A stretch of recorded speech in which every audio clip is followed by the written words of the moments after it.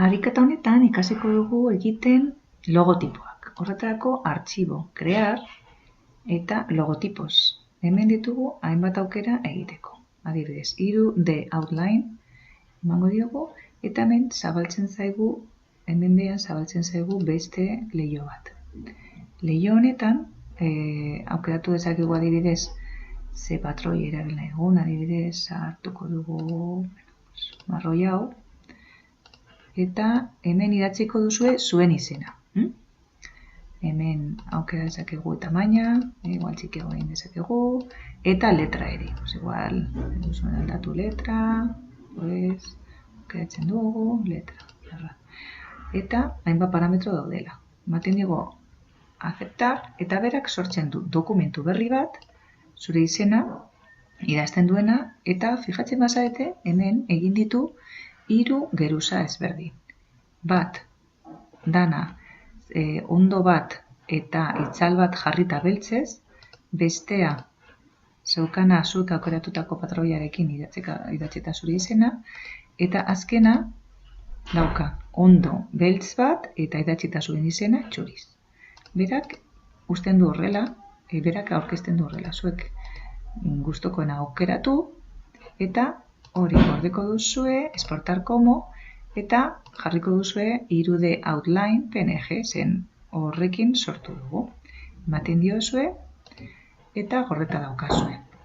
Gauza bera, egingo duzue beste batzuekin, crear logotipo, eta aukeratuko duzue beste bat, adibidez, Alien Neon. Alien Neon ematen digunean, zabaltzen zaigu beste leiho bat, behan, eta aukeratzen dugu, idazten dugu hemen gure izena, eta aukera dezakegu kolorea. Adibidez, hau ondo dago, ondo dago, eta background kolorea ere, atzeko kolorea ere, galdetzen digu zein dugu. Eta gure izena agertzen da horrela.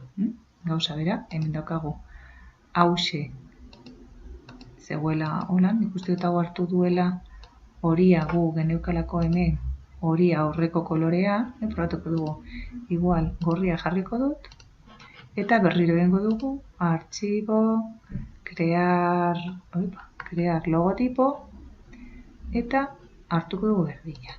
Neon, eta berse egiten duen.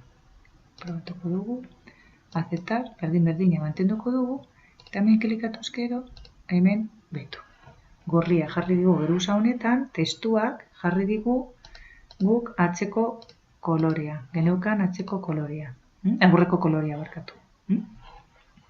Gauza bera gordetzen dugu, eta esportatzen dugu, kasu honetan esportatuko genuke Alien Neon PNG.